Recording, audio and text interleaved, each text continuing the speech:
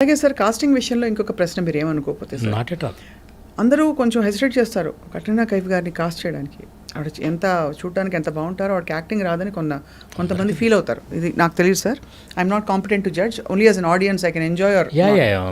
But కొంతమంది డైరెక్టర్లు feel అవుతారు. మీరు అంటే did you have a difficult time ఆవిడని డైరెక్ట్ చేయడం? అయ్యో మామూలుగా కాదు, వెరీ డిఫికల్ట్ టైం. కానీ నేనేమంటాను, she's a very hard working girl.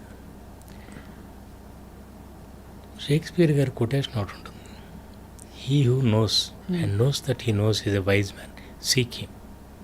He who knows and knows not that he knows is asleep, wake him. అదే, he who knows not and knows that he knows not is a child, teach him. He who knows not and knows not that he knows not is a fool, shun him. So she's a child. అయితే తనకు తెలుసు, అది correct మాట చెప్పారు, తనకు తెలుసు తనకు తెలియదని. అది గొప్ప జ్ఞానం. ఠాగూర్ గారు ఏమంటారు, రవీంద్రనాథ్ ఠాగూర్ గారు, the greatest knowledge is to know what you don't no. Correct sir. తనకు తెలుసు నాకు రాదని.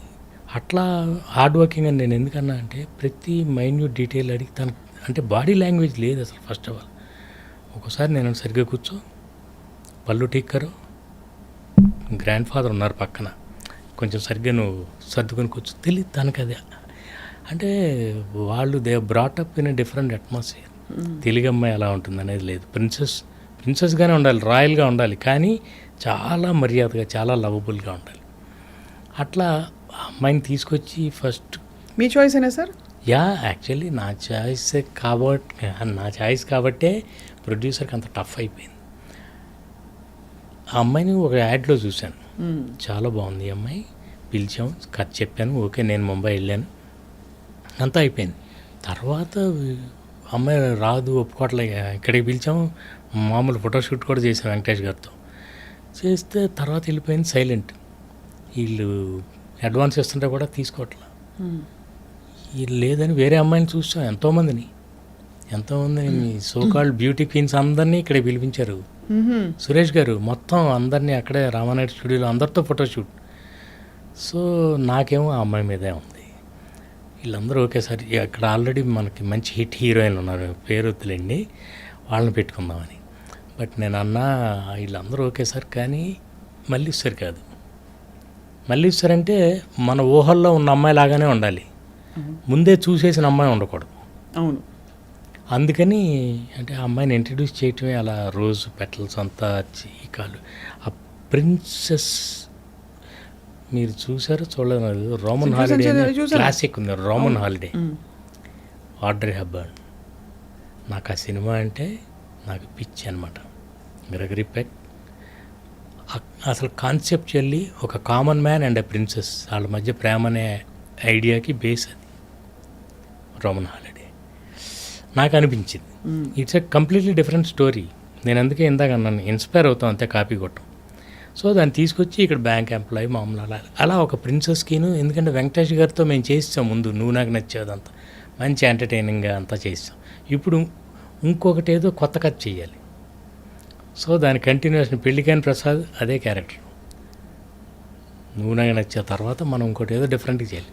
అందుకని ఒక ఐడియాగా ఒక ప్రిన్సెస్ ఇది ఇట్లా అనుకుని రోమన్ హాలిడే అనుకుని దాన్ని అలాంటి ఒక కాన్సెప్ట్, కథ వేరు, జస్ట్ అలా only between a common man and a princess అలా చేసుకుంటూ వెళ్ళాం.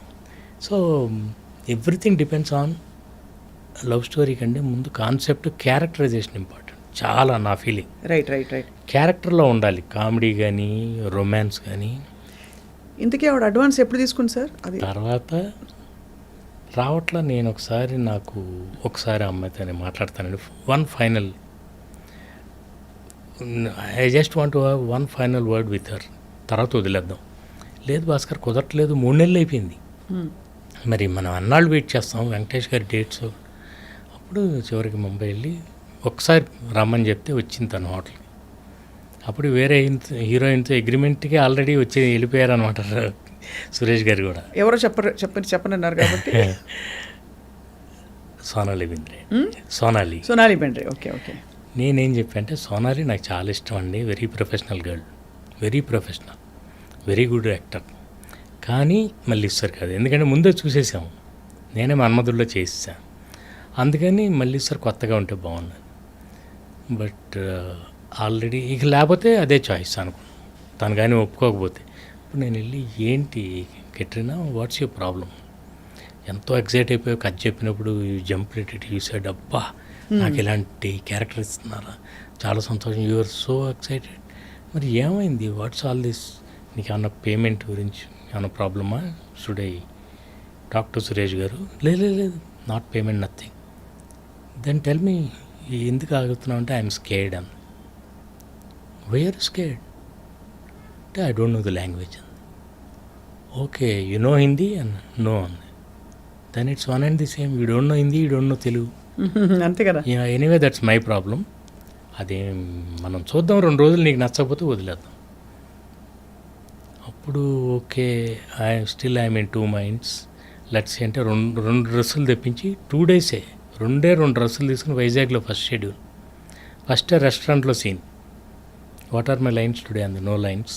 ఆ బుక్ చదువుతూ ఓన్లీ ఎక్స్ప్రెషన్లు. వెంకటేష్ గారు చెప్తుంటారు, నువ్వు నన్ను చేసుకున్నావు అనుకో నీకు రోజు 3 మల్లెపూలు, వారానికి ఒకసారి సినిమా, నెలకోసారి, సంవత్సరానికి ఒకసారి ఊటీ, ఇవన్నీ చెప్తుంటాడు.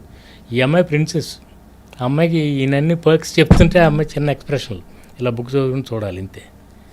2వ రోజు కొంచెం కంఫర్టబుల్గా if this is how it's going to be then I'm fine అంది, నాకేం ప్రాబ్లం లేదు.